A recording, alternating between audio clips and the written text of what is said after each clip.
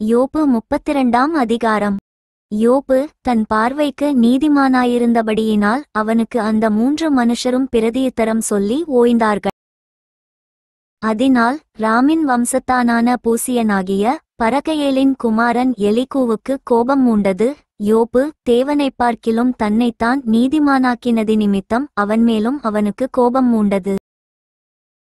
கொடுக்கத்தக்க மறுமொழி: யோபின் 3 சிநேகிதருக்கும் அகப்படாதிருந்தும் அவர்கள் அவனை ஆகாதவனென்று தீர்த்ததி நிமித்தம் அவர்கள் மேலும் அவனுக்கு கோபம் மூண்டது.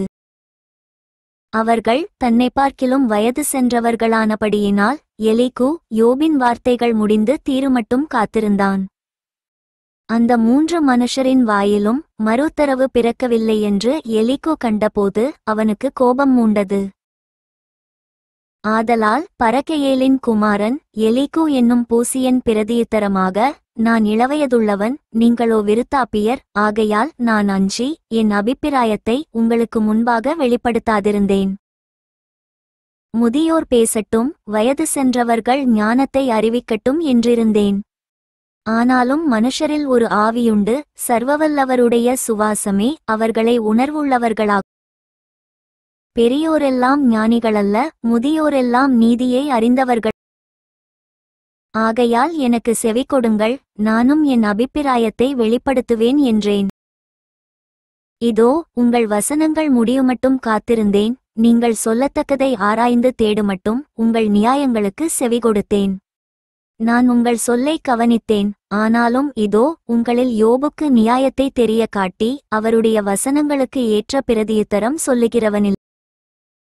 ஞானத்தை கண்டுபிடித்தோமென்று நீங்கள் சொல்லாதபடி பாருங்கள். மனுஷனல்ல, தேவனே அவரை ஜெயங்கொள்ள வேண்டும். அவர் என்னை பார்த்து பேசினதில்லை.